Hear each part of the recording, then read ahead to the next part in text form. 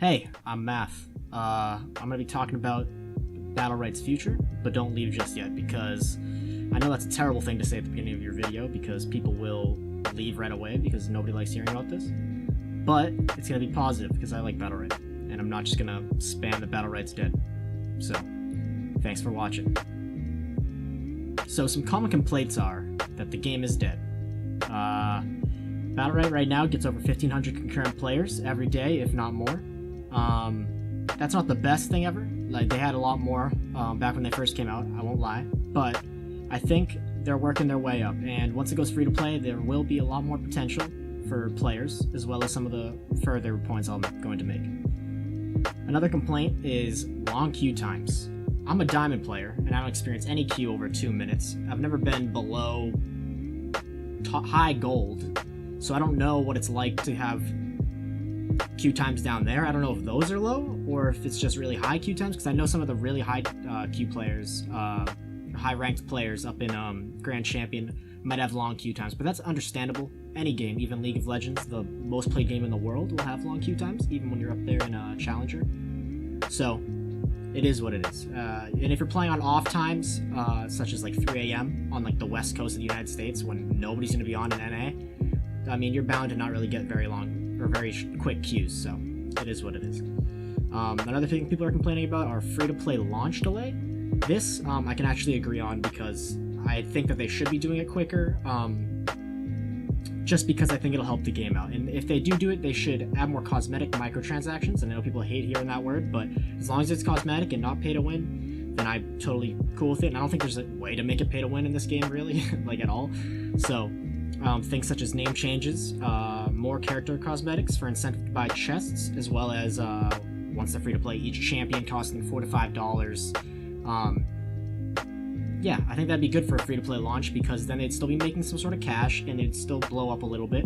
So yeah, another complaint that people are having are homogenized champs, and this I can kind of agree with, but I think they have kind of an excuse, I'm not gonna lie. SLS only has 25 team members according to their website. They're trying their best to give new champions, individuality, while also developing core gameplay. I don't know, I think it's okay at this point, since it is so early. It's still in early access. Everybody just forgets that it's not in early access. Like, it's not an excuse for them to be doing nothing, but they only have 25 team members. I don't know why you'd think that they aren't trying their best. Like, they don't want the game to be shit. Like, they understand that. Another complaint, and the final one I'll be going over, is low skill ceiling. This goes back to team size. They only have 25 people. It's not like SLS wants the game to be like this. They want the game to be competitive and hard to master. But they're trying to find that mix, between easy to pick up and hard to master. So, what I think is, the game is clear on whether or not you are good. Battlerite's relatively easy to pick up, but once in the game, your skill level is clear and to some demoralizing, because the game will show you if you've done well that round or that game. And a lot of people that come from League of Legends, it's so easy. It's such a strategic game. It's not so much on like the core mechanics. It's such a strategic game, and there's so many more players within the game that you can blame it on literally anybody, and you're fine. So people quit because they join the game, and either they see how shit they're doing and they're like, fuck, I'm bad, I don't want to do this, and so they'll quit, or they don't want to put in the time to get better. And that's understandable because the game only has so many concurrent players. Like, it's whatever. People have their own reasons. That's fine with me. But they seem to distinguish it as hard. The game is hard or too hard. But that's not really the issue. The issue is that it's just too honest, and players aren't really putting in the time to become better, or putting in the time to have fun, because this game's super fun. And how to fix this? I don't think there's really a way. I think BLC had the same problem, probably at a more extreme scale since it was a lot more mechanically intensive. So at least Battlerite has made some progress from there, but the game is inherently honest.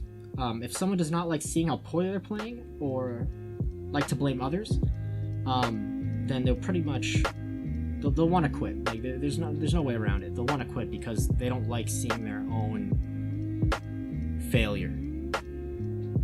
So this is the big thing that I'm going to be talking about. What will make Battlerite a top-tier esport? This is my opinion. I have two things. One's very short, one's kind of long. I'll be going over it. But I honestly believe that this is the way to do it because it... Alright, I'll just read what I wrote. I think that they can go two directions.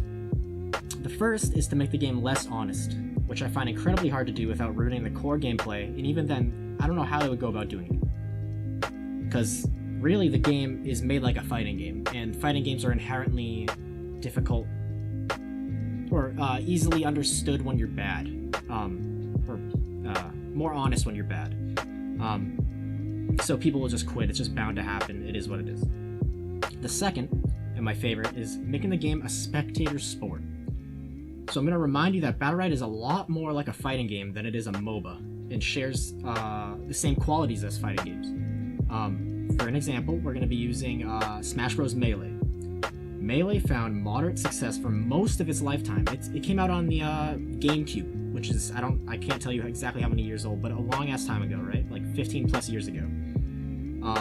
And not until 4 years ago, it had a resurgence at EVO 2013. And up until that time, it had initial success, moderate success at the beginning, competitively, I would say. And then up until that time, it almost died. Melee literally almost died. So since then, it has grown beyond the most recent successor, Smash 4, and even Smash Brawl, the one before that, and climbed into major esport territory. Melee is hard to learn, takes lots of practice, and is honest when a player is bad. Does that sound familiar? Because it should. It sounds a lot like Battlerite. Although Battlerite obviously has so high of a skill ceiling, it is what it is. They're working on it, obviously. But still. Because of this, many of the numbers of people watching every tournament of Melee don't even play, or just play very casually.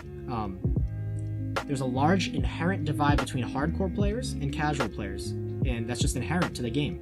The game is hard, has a high skill ceiling. It's fun to watch, but it's hard to play, so people won't play, but they'll watch, and it gives it success anyway, and the players that do want to play can find financial success through playing the game because of, it's earning money through sponsors and, streams and such.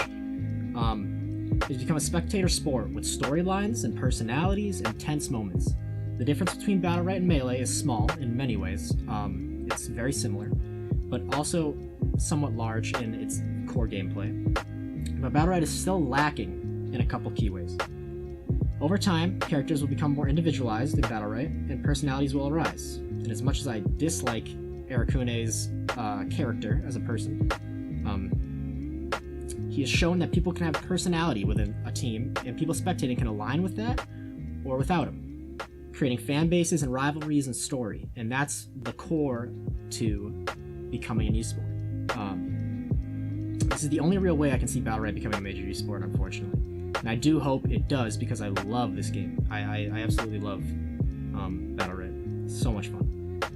And I guess the only thing I can end with is saying that remember that Melee's community nearly died. It had literally been so small, people barely came out to tournaments. There'd be like 20 people at a tournament, just the hardcore fans, before it became what it is today, and it's huge today. So thanks for watching.